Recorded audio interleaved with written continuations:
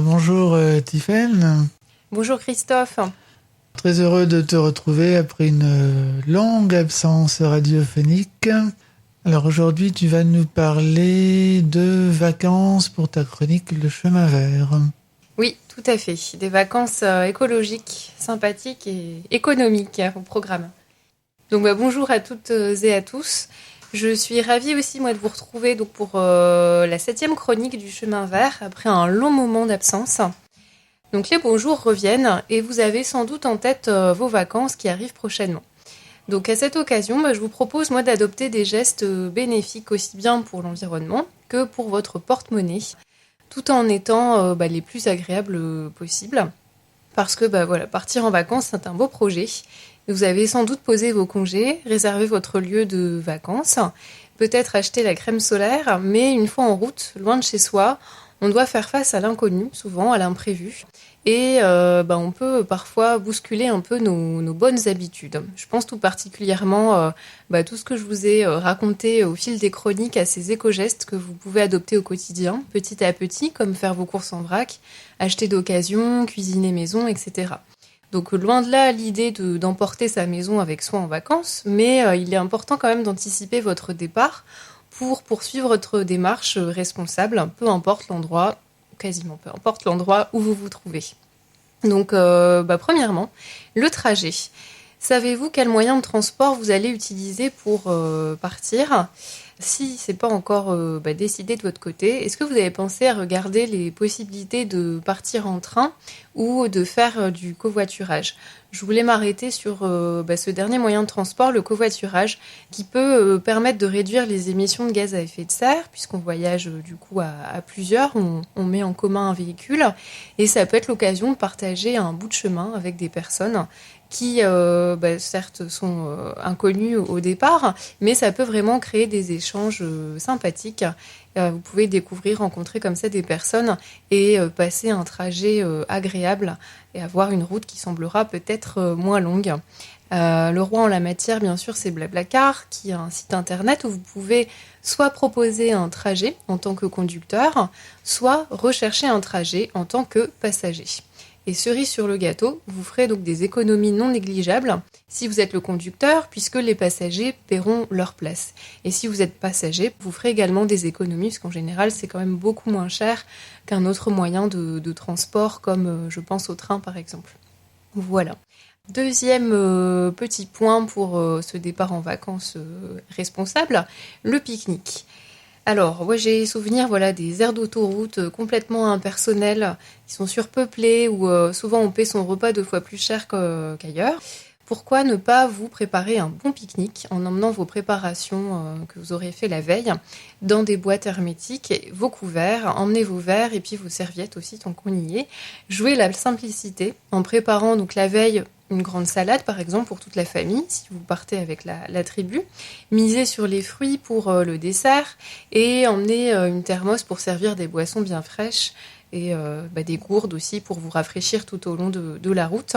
Et autre idée de repas, vous pouvez aussi vous préparer un sandwich que vous emballerez bien sûr non pas dans de l'aluminium mais plutôt du tissu ou que vous pouvez carrément mettre aussi dans une boîte hermétique. Et vous pouvez y glisser dedans une tartinade de légumes, des légumes croquants, des graines germées, de la salade pour une version végétalienne et une version rafraîchissante. Alors, quand vous êtes arrivé en vacances, vous allez, je pense, d'abord faire des courses. Donc, moi, quand je fais les courses en vacances, je repense toujours à cette scène de film, Les Petits Mouchoirs, où le groupe d'amis fait des courses, donc tous ensemble dans un supermarché. Et ça devient vite un tribunal, en fait, où chacun va se juger par rapport aux produits qu'il va acheter. Et il va y avoir notamment un gros décalage entre la personne qui mange bio au quotidien et puis celui qui mange complètement à l'opposé en fait de cette personne. Donc si vous partez entre amis, un conseil, mieux vaut anticiper et définir tous ensemble les menus de la semaine pour n'acheter que les ingrédients dont vous aurez besoin. Et peut-être que chacun peut proposer de réaliser un plat à tour de rôle en fait au fil des jours. J'imagine aussi qu'il y aura des moments où vous irez au restaurant, donc vous ne serez pas tout le temps derrière les fourneaux, c'est aussi les vacances. Et si voilà, vous y allez en famille ou même seul, en vacances, vous pouvez faire votre liste de courses aussi avant d'aller en magasin pour éviter des achats inutiles. N'oubliez pas vos sacs à vrac, vos contenants réutilisables et du coup repérez en amont quand même les endroits où vous pourrez les utiliser, comme les marchés locaux, les épiceries de vente en vrac.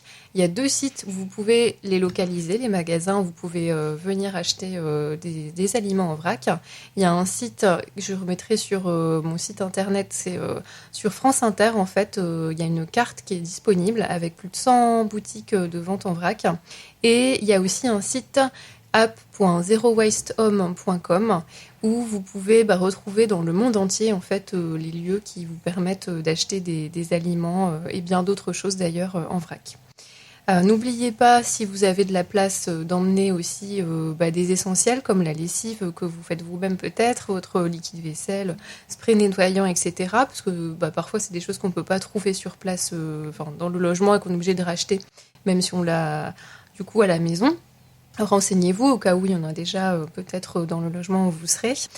Et pour revenir sur les sorties que vous ferez peut-être au restaurant, moi je vous recommande un site qui s'appelle vegoresto.fr et qui référence tous les lieux de restauration avec des alternatives végétariennes et végétaliennes partout en France. Donc ça vous permet de découvrir des restaurants bien sympathiques dans toute la France où il y a des options végétales ou végétariennes aussi. Et pour l'Europe et les autres continents, il y a le site Happy Co, comme vache joyeuse, qui vous donneront aussi un bon coup de pouce une fois sur votre lieu de vacances.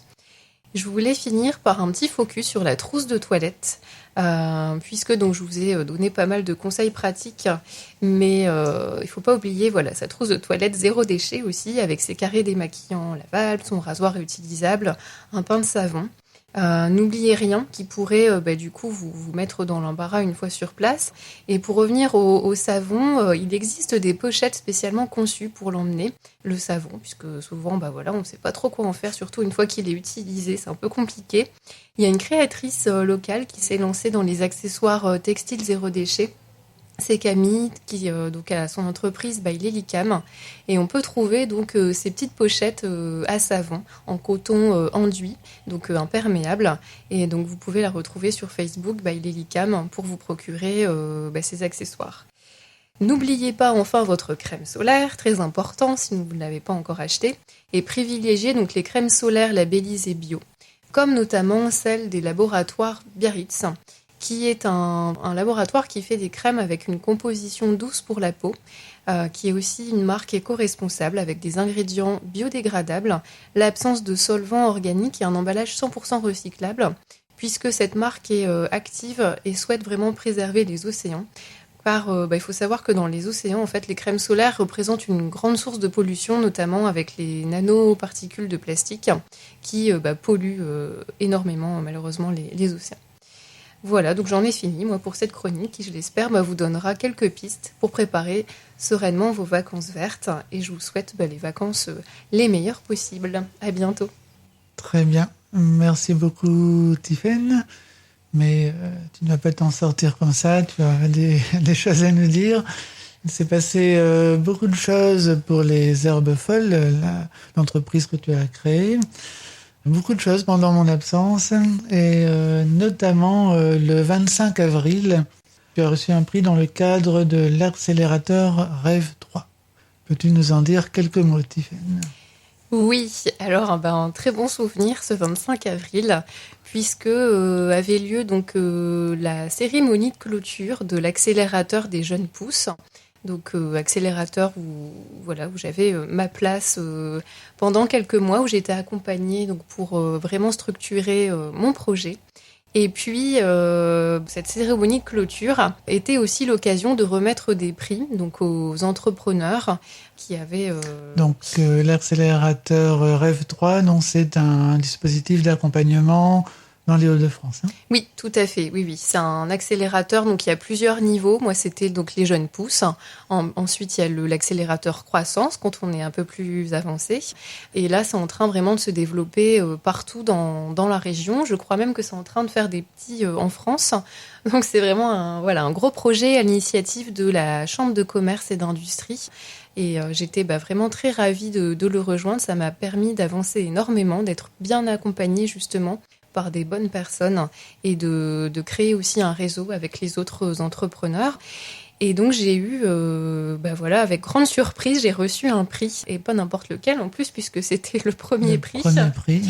Et je m'y attendais pas, parce que on était quand même 11 en lice, et je me suis dit, bon, peut-être que j'ai une chance, mais pas en tout cas le premier prix.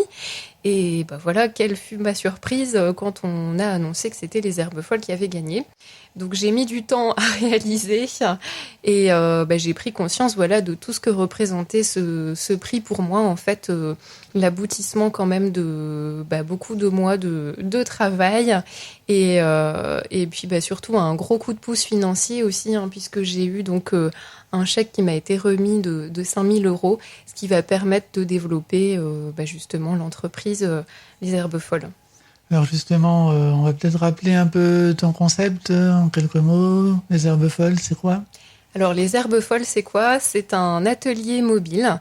Donc j'ai un camion que j'ai entièrement aménagé où j'accueille les publics à pratiquer des ateliers soit de cuisine, de fabrication de cosmétiques ou d'art plastique, avec un fil conducteur qui est l'utilisation de ressources 100% végétales et du coup d'aller vers un mode de vie zéro déchet.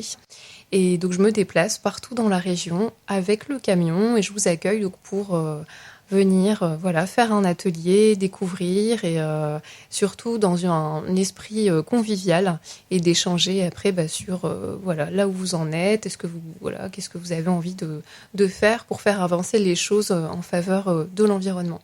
Très bien. En tout cas, bravo pour ton prix, Tiffaine. Merci beaucoup.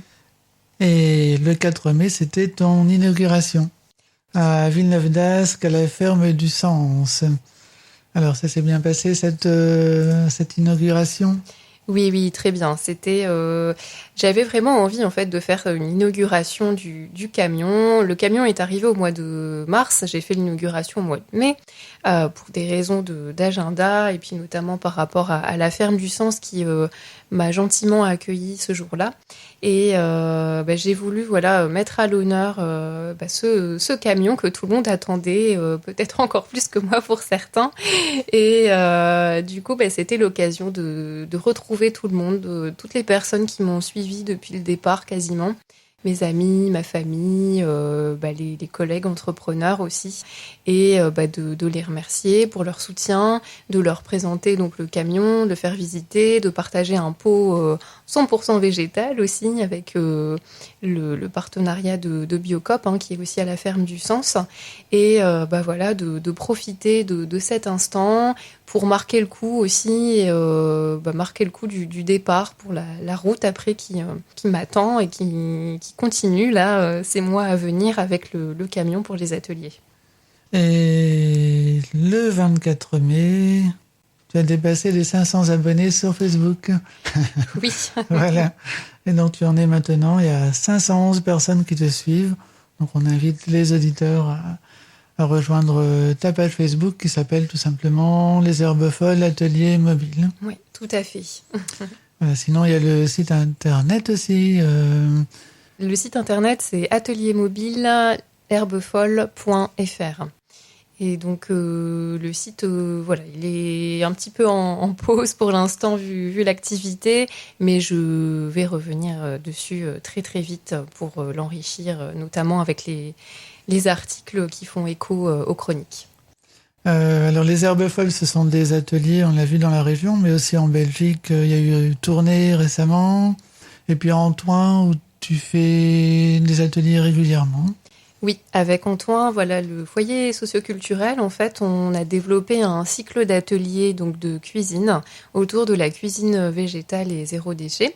Donc l'idée, c'est de sensibiliser en fait les Belges sur Antoine, donc les Wallons, à cette cuisine responsable et de les faire cheminer d'atelier en atelier, d'augmenter un petit peu le niveau de difficulté entre guillemets et du coup de leur faire découvrir ou redécouvrir pour certains et puis que chacun mette vraiment la main à la pâte si je puis dire pour cuisiner tous ensemble lors de ces ateliers.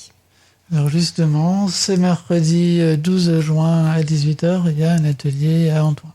Oui, voilà, atelier à Antoine le 12 juin pour créer un apéritif végétal, 100% végétal, donc zéro déchet, puisque donc les beaux jours reviennent et on aime bien prendre le temps, prolonger la journée ou le week-end et se préparer un bon petit apéritif à la fois sain, gourmand et qui est vraiment peu néfaste du coup pour l'environnement et puis qui préserve aussi nos animaux. Très bien, Tiffaine, d'autres ateliers à nous annoncer? Oui, il y aura au mois de juillet un atelier tout public au festival Pile au rendez-vous où je participe cette année avec le camion. L'an dernier, c'était 100. Donc là, ce sera un atelier pour fabriquer des éponges Tawashi et des encres végétales. Donc je vous invite vraiment à venir au festival Pile au rendez-vous. Il y aura plein d'autres des événements, des ateliers, des stands de nourriture et la thématique cette année, c'est le Mexique, en lien avec l'Eldorado de l'île 3000. Et puis, je pourrais vous retrouver aussi, si vous le voulez, au mois de juillet et au mois d'août, au musée de plein air de Villeneuve-d'Ascq, où j'animerai 2 ateliers, un le 28 juillet et un le 11 août. On est en train de réfléchir encore au contenu de ces ateliers, mais en tout cas, ce sera des ateliers sympathiques et qui auront lieu dans le camion. Très bien, tu auras sans doute l'occasion de nous en reparler ici. Et sinon, il y a la page Facebook pour toute ton actualité. Sinon, on peut signaler aussi qu'il y a un Instagram aussi. Tu es aussi sur Instagram. Oui. Voilà. Bien, merci beaucoup, Tiffaine. Merci, Christophe. Bonne journée. Merci, bonne journée.